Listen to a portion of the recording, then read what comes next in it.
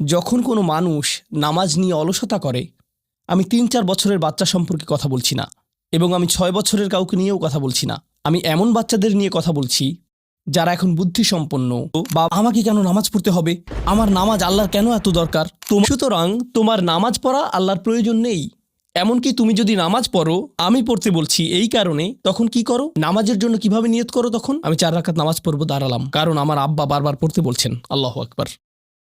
এখন এটাই সেই প্রশ্নের উত্তর যে কেন একজন মানুষ নামাজ পড়ে না।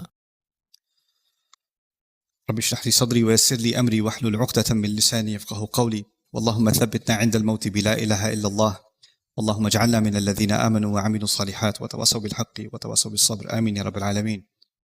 যখন কোনো মানুষ নামাজ নিয়ে অলসতা করে, আমি ৩-৪ বছরের বাচ্চা সম্পর্কে কথা বলছি না, এবং আমি ৬ বছরের কাউকে নিয়েও কথা বলছি না। আমি এমন বাচ্চাদের নিয়ে কথা বলছি